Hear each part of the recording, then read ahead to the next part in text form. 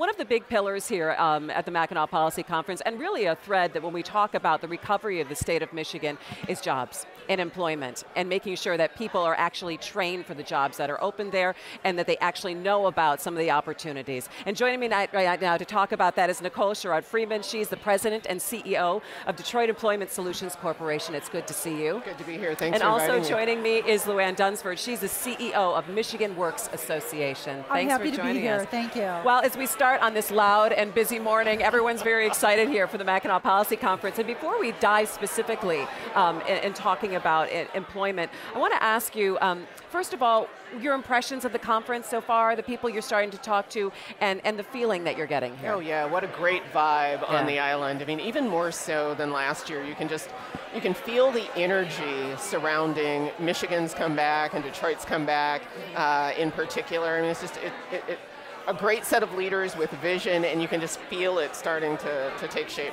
Luann, what are some of the conversations that you're having so far up here? Well, everything revolves around talent. So it doesn't matter what you're talking about. You're talking to private sector or policymakers or lawmakers, people in the administration. It's how do we develop more and better talent so that we can grow it as a state. It's a very exciting time. You know, and I think it's interesting because when we talk about certain topics, you say, all right, we're going to look at Michigan's economy, or we're going to look at education, we're going to look at some of our infrastructure issues. They all intertwine.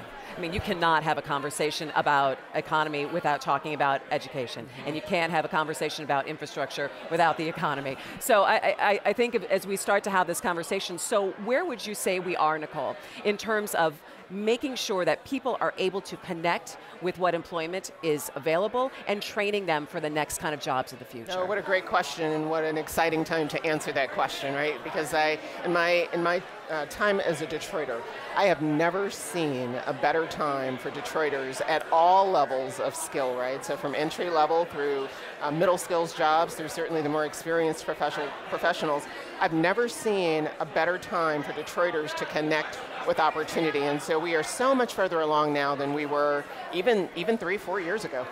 What would the missing link be? What are you trying to make sure that people know about, or what are some of the challenges? Yeah, so one of the things that we want folks to know is that employers are engaged in Detroit and in the region in a way that they have never been, at least in my 50 years.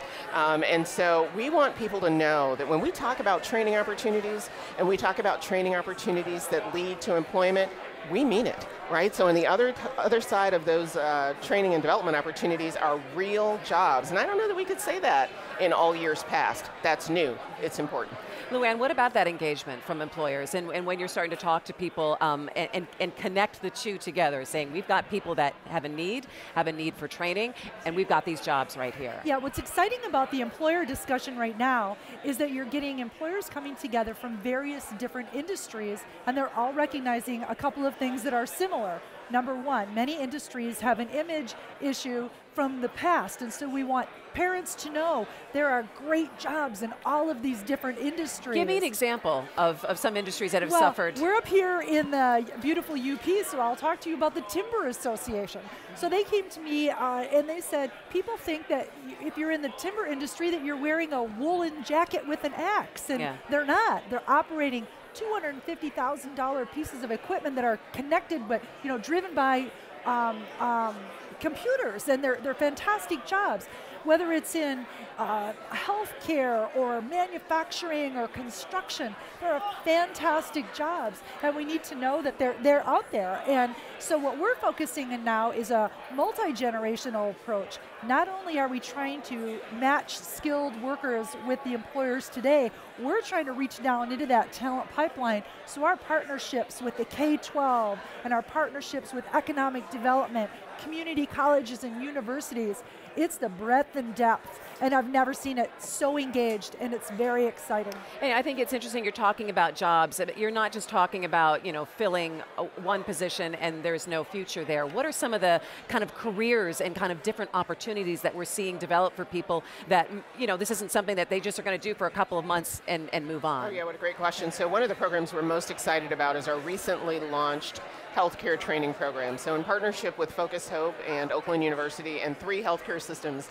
that sit at the Mirrors Workforce Development Board table, we've designed and launched a healthcare training program that is for entry-level positions, a patient sitter and a patient care associate. And while those are entry-level jobs, there are absolutely career paths in all 3 of the health systems who are at the table with us helping to design the curriculum. So that's an easy entry-level point for a middle skills job that could ultimately lead to a career in nursing or beyond. So what other industries are we talking about right now? I mean, you mentioned, Forrest, you're mentioning the healthcare field. What are the other, some emerging things that you're saying, there's a need for people and it's growing in the state of Michigan?